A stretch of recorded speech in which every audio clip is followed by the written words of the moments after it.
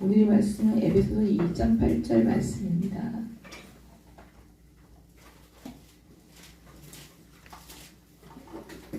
우리 큰 소리로 합독하시겠습니다. 너희는 그 은혜에 의하여 믿음으로 말미암아 구원을 받았으니 이것은 너희에게서 난 것이 아니요 하나님의 선물이라. 은혜 입은 사람들이라는 말씀으로 말씀 전해주시겠습니다. 할렐루야. 네, 우리가 참 오래된 핸드폰을 가져다 쓰려고 하면은 비밀번호를 잃어버릴 때 있잖아요. 그러면 아무리 눌러봐도 비밀번호가 안 맞으면 절대 열리지가 않습니다. 우리 삶에도 비밀번호가 있어요.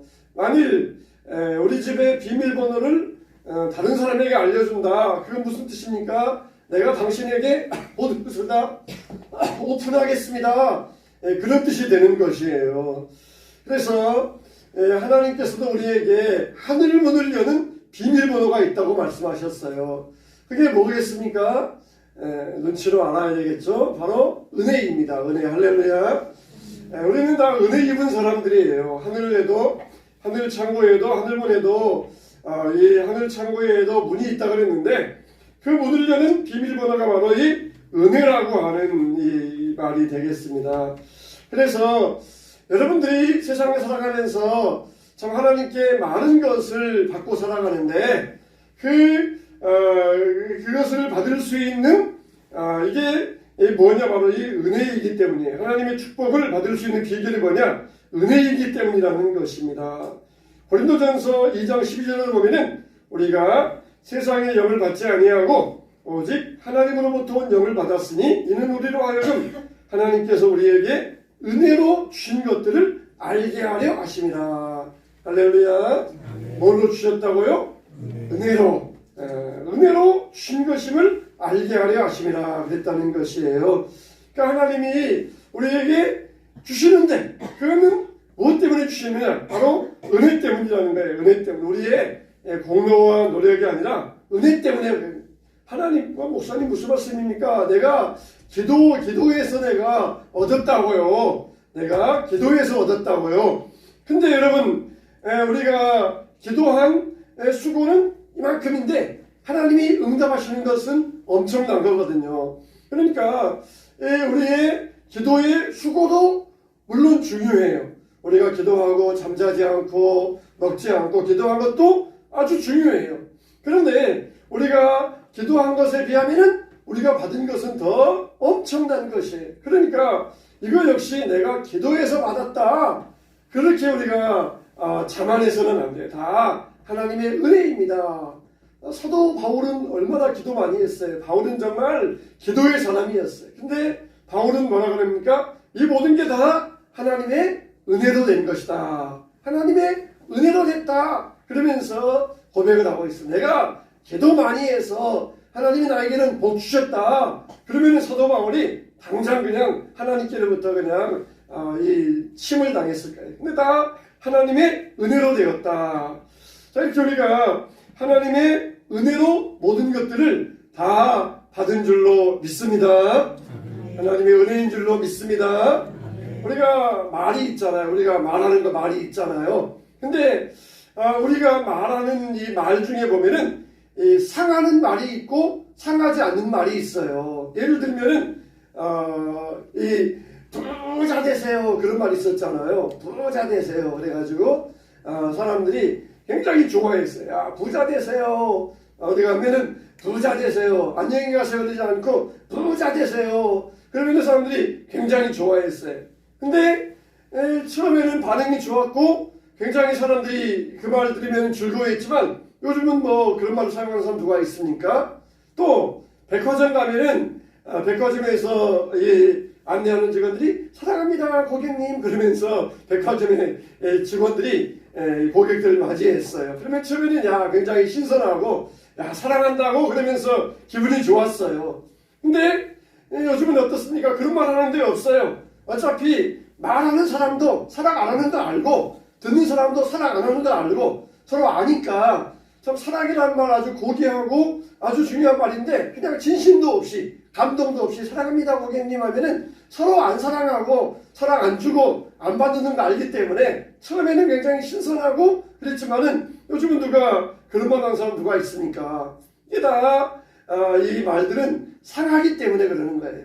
아무리 좋은 말이어도 진심이 없으면 상하기 때문에 그러는 거예요.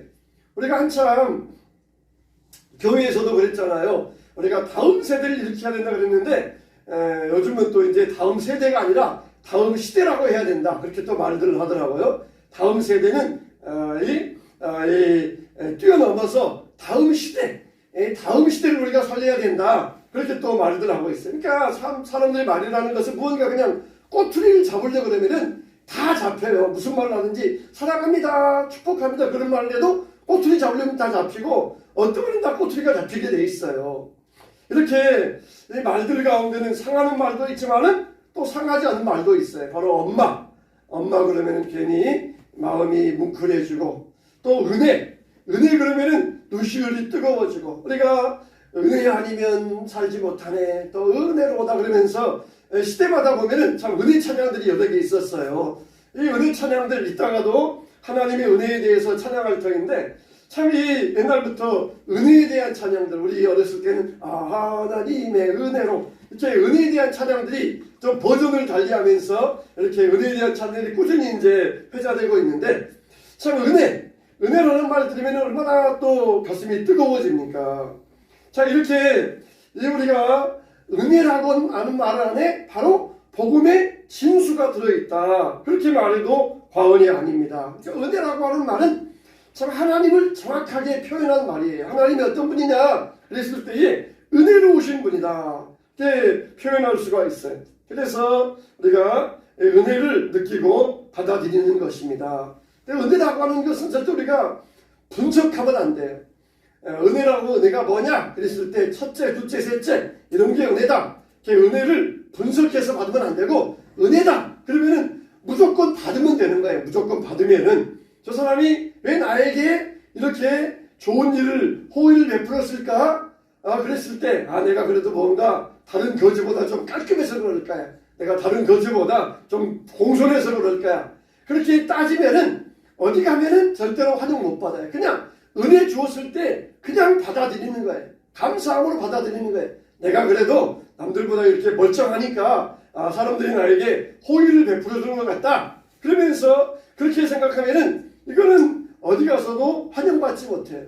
하나님께 우리가 은혜 받을 때에 그래도 내가 옆 사람보다 내가 남보다 더 열심을 내고 있으니까, 남보다 더 충성하니까 나에게 이런 호의를 주신 것 같다.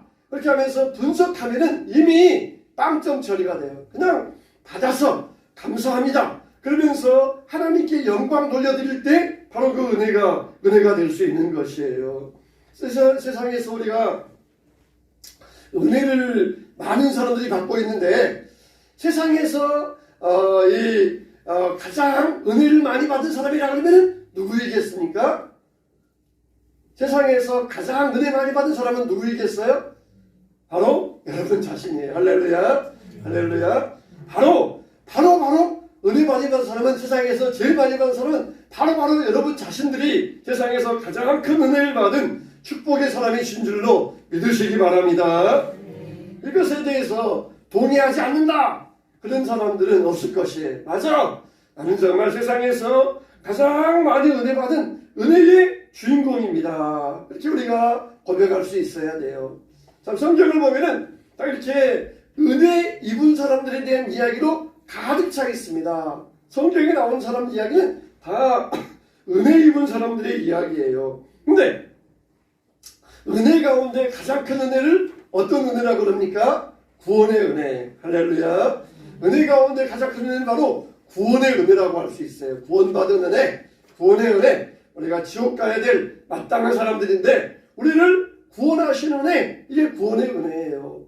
아담이 하나님의 말씀을 거역하고 범죄했잖아요. 그래서 아담이 에덴 동산에서 쫓겨나가지고 에덴 동산에서 도망자 신세가 되었습니다. 그러면은 에덴 동산에서 쫓겨난 신세가 되었을 때 우리들도 다 쫓겨나게 되었어요. 쫓겨난 자가 된 것이에요. 우리는 다 아담의 후손들이니까 아담이 쫓겨날 때 우리도 다 쫓겨난 신세가 되었어요. 근데 거기에서 다시 하나님의 은혜를 받았으면은 다시 천국 백성으로 회복이 돼요. 그런데 하나님의 은혜를 받지 못하면은 그대로 쫓겨난 신세에서 지옥 가고 만다는 것이에요. 그러니까 우리가 다 왜 아담의 후손들로서 왜 어떤 사람들은 지옥 가고 천국 가느냐 그랬을 때 그 갈림길에는 뭐가 있어요? 바로 은혜가 있는 거예요. 은혜. 하나님의 은혜, 구원의 은혜. 하나님을 떠난 상태에서 태어났기 때문에 하나님을 떠난 상태에서 은혜를 받지 못하면은 그냥 떠난 상태로서 그냥 지옥 가게 되고, 떠난 상태였지만 은혜 받게 되면은 다시 천국으로 돌아올 수 있고, 그 갈림길에 바로 이 은혜라는 게 있는 것이에요. 엄마랑 아빠랑 같이 손잡고 가다가 그 갈림길에서 엄마 아빠의 손을 놓아버렸어요. 어릴 때는 엄마 아빠 손잡고 교회 잘 다니다가 그 갈림길에서 커가면서 엄마 아빠의 손을 놓아버렸어요. 엄마 아빠는 계속해서 은혜를 입고 은혜의 길로 가지만, 은혜의 길을 벗어난 자녀들은 은혜의 길을 벗어나서 그 길로, 잘못된 길로, 영영 멸망의 길로 가버리고 마는 것이에요. 엄마 아빠의 손을 잡고 왔으면은, 은혜 받는 자의 길을 왔으면은 끝까지 갈 수 있어야 돼요. 마지막까지 그 길을 갈 수 있어야 돼요. 그래서 우리는 어떻습니까? 태어날 때부터 그리스도 밖에 있었고, 하나님 나라에서 보면은 외국인이었고, 소망도 없는 버려진 인생이었다 그랬어요. 모든 사람이 죄를 범하였음에 하나님의 영광에 이르지 못하더니, 이게 바로 인간의 운명입니다. 이게 운명이에요. 모든 사람이 하나님의 영광에 이르지 못하는 것, 이게 인간의 결정적인 운명입니다. 근데 이 운명을 바꾼 작품이 있었어요. 그게 뭡니까? 예수 그리스도의 십자가의 능력입니다. 하나님은 정말 아주 전지전능하시지만 하나님에게도 약점이 있어요. 하나님에게도 약점이 있어요. 그게 뭡니까? 자비가 풍성하시다는 것입니다. 은총과 자비가 무한하신다는 것, 이게 하나님의 약점이에요. 그래서 하나님을 사랑이라고 부르는데, 이렇게 하나님은 누구냐? 그럴 때 하나님은 사랑이시다, 그렇게 불릴 정도로 하나님은 사랑이 많으신 하나님이라는 것이에요. 요한이 평생을 예수님 따라다니면서 예수님을 관찰한 결과, 예수님은 누구냐? 그랬을 때에 예수님은, 즉 하나님은 사랑이시더라, 그렇게 예수님이 결론을 내리고 있어요. 한마디로 하나님이 누구냐? 예수님이 누구더냐? 내가 예수님을 관찰한 결과 하나님은 사랑이시더라, 사랑이시더라, 그렇게 결론을 내리고 있는 것을 우리가 볼 수가 있어요. 그래서 사랑의 하나님은 절대로 인간들이 한 사람이라도 지옥 가는 것을 원하지 아니하십니다. 그래서 사람들을 사랑하시어서 살려주기로 작정하셨는데, 그 방법이 뭐예요? 하나밖에 없는 독생자 아들을 우리들에게 내려보내주신 일이었습니다. 그래서 아들이 대신 십자가에 죽게 하시고 우리를 살려주신 것이에요. 이거보다 큰 사랑이 어디 있겠습니까? 그래서 하나님의 사랑으로 우리 죄 문제가 해결되었고, 하나님께 갈 수 있는 길이 열려지게 된 것이에요. 우리가 예수님께서 천국 길은 좁은 길이다, 좁은 문이다, 그렇게 말씀하셨잖아요. 근데 실제로는 예수님이 그 문을 굉장히 넓혀 놓으셨어요. 그 천국 문을 굉장히 넓혀 놓으셨어요. 그전에는 오직 유대인들만, 양과 짐승으로 제사 드린 자들만 그렇게 갈 수 있었는데, 이제는 예수님께서 친히 자기 몸으로 그 문을 굉장히 넓혀 놓으셔가지고 세계 모든 인류의 사람들이 누구든지 믿기만 하면 이곳으로 올 수 있도록 그 길을 굉장히 넓혀 주셨어요. 그래서 성경에서 뭐라 그랬습니까? 시온의 대로가 열렸다 그랬어요. 대로, 고속도로와 같은 길이 쫙쫙 열렸다는 것이에요. 누구든지 믿기만 하면은 구원받을 수 있도록 사랑의 하나님께서 그 길을, 그 문을 엄청나게 넓혀 놓으셨어요. 그러니까 우리가 몰라서 못 믿었다, 또 그리고 잘못 살아서 안 믿었다, 그런 핑계를 대지 못하게 그렇게 해주셨어요. 요즘은 정보화 시대에 아무리 반기독교 국가 이슬람 나라에 살아도 예수라는 이름을 안 들어본 사람은 어디에도 없어요. 아무리 꼴짝이 있는 원주민이라 할지라도 예수 이름을 안 들어본 사람은 없어요. 요즘 같은 정보화 시대에 어디든지 예수라는 이름이 있고 누구에게든지 예수 이름이 전파되어 있어요. 완전히 고속도로에 정보망의 고속도로를 열어놓으시고 그걸 통하여서 온 세계에 복음이 전파되게 하셨다는 것이에요. 하나님은 한 사람이라도 멸망받기를 원하지 아니하시고 그리고 우리를 구원하여 주셨는데 그 구원의 조건 비결이 뭐냐? 바로 자격 없는 우리에게 주신 은혜라는 것입니다. 하나님의 은혜라는 것이. 우리에게 왜 하나님의 이러한 사랑이 임했느냐? 바로 하나님의 은혜 때문이라는 거예요. 모든 사람이 죄를 범하였음에 하나님의 영광에 이르지 못하더니 그리스도 예수 안에 있는 속량으로 말미암아 하나님의 은혜로 말미암아 하나님의 은혜로 값없이 의롭다 하심을 얻은 자 되었느니라. 자, 우리는 얼마나 이 하나님을 하나님이라 부르지 아니하고 아버지라 부를 수 있는 놀라운 은혜의 축복을 받았습니까? 예배에 나와서 하나님을 아버지라 부를 수 있는 이거는 정말 큰 복이에요. 우리의 외모도 보지 아니하시고 학력도 보지 아니하시고 집안 배경도 따지지 아니하시고 재력도 상관없이 우리를 구원하여 주시는 은혜, 만세전에 하나님의 자녀로 택정하여 놓으시고 고별하여 주시는 은혜, 이게 바로 조건 없이 주시는 하나님의 은혜 때문이라는 것이에요. 에베소서 1장에 봐도 창세전에 그리스도 안에서 우리를 택하사 우리로 사랑 안에서 그 앞에 거룩하고 흠이 없게 하시려고 그리고 은혜의 풍성함을 따라 그의 피로 속량 곧 죄사함을 받았느니라 그랬어요. 우리가 구체적으로 내가 왜 구원받았는가 그 이유를 설명할 수 있다 그러면은 그거는 은혜가 아니에요. 내가 어떻게 구원받았느냐 그랬을 때에 그 이유를 설명할 수 없는 게 은혜입니다.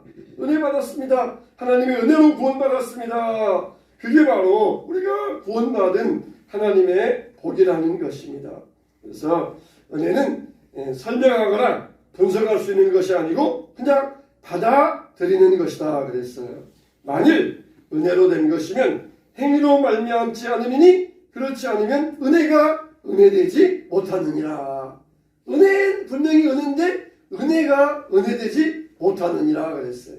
은혜가 은혜되게 하려면 바로 하나님의 은혜로 행위로 말미암지 않고 은혜로 되었다는 것, 이게 우리가 알아야 될 사실입니다. 그래서 우리는 평생 감사해야 되는데 감사해야 될 두 가지가 있어요. 그 뭡니까? 나의 조건을 보지 아니하시고 구원하신 은혜에 감사하고, 두 번째로는 나의 공로도 된 것이 아니기 때문에 늘 우리는 겸손하게 살면서 감사할 수 있어야 돼요. 나는 구원받았으니까 너는 못 받았다. 나는 나의 공로로 구원받았다. 이렇게 자랑해서는 안 된다는 것이에요. 은혜가 무엇인지 아는 사람들은 자랑하지 않는다는 것입니다. 여러분, 정말 우리는 성경의 많은 인물들 가운데 은혜 받은 사람들의 이야기를 잘 알고 있어요. 그 중에 최고의 은혜 받은 사람은 누구냐? 바로 여러분 자신들입니다. 우리는 평생 동안 조건 없는 우리에게 베풀어 주신 하나님의 은혜와 사랑을 감사하고 자랑할 수 있어야 됩니다. 그러면은 그 하나님의 은혜를 받은 것도 내가 믿음으로 받은 것이니까 내 공로가 아니냐, 그렇게 설명하고 싶은 사람들이 있을 것이에요. 그러나 여러분, 우리가 이렇게 햇볕이 내리쬐 있는 봄날에 밖에 나가서 서 있어 보세요. 그러면 햇빛이 우리 몸에 막 한없이 내리쬐입니다. 그러면 그 햇빛을 막 거부하고 햇빛을 저항할 수 있는 사람이 누가 있습니까? 햇빛이 막 내리쬐일 때 저항할 수 있는 능력이 없어요. 이게 바로 저항할 수 없는 은혜라는 이야기입니다. 하나님의 은혜가 햇빛처럼 막 내리쬐 있는데 나무가 가지를 뻗고 있으면서 그 햇빛에 대해서 저항할 수 없는 게 하나님의 은혜라는 것이에요. 하나님의 은혜라는 것이에요. 어제도 이 지하철역에 전철 갔다가 내려오려고 전철에 내리는데 어떤 말짱하게 생긴 청년이 양복 입고는 나한테 아이패드를 딱 보여주더라고요. 그러면서 아이패드를 준다는 이야기인지 아니면 무슨 이야기, 광고하는 이야기인지 보여줬더니 뭐라고 하냐면, 혹시 최후의 만찬 6월절에 대해서 관심 있으시면 3분간만 설명해 드려도 될까요? 그렇게 이야기를 하더라고요. 이게 뭡니까? 하나님의 교회 안상홍 증인회거든요. 이들은 6월절, 막 6월절 굉장히 강조합니다. 최후의 만찬, 예수님께서 최후의 만찬 하셨는데 그때가 언제냐? 시기적으로 6월절이에요. 6월절. 예수님은 6월절 어린 양이 되셨어요. 그러니까 이들이 하는 말은 뭐냐? 예수님께서 최후의 만찬에서 6월절 지켰으니까 우리도 6월절 지켜야 된다는 것이에요. 정신 빠진 사람들이죠. 이미 예수님께서 6월절 어린 양이 되셔서 6월절 다 완성하셨어요. 완성. 그러면 우리도 또 짐승 양 잡아가지고 제사 드려야 되고 그래야 되는데 이미 예수님께서 완성해 놓으셨어요.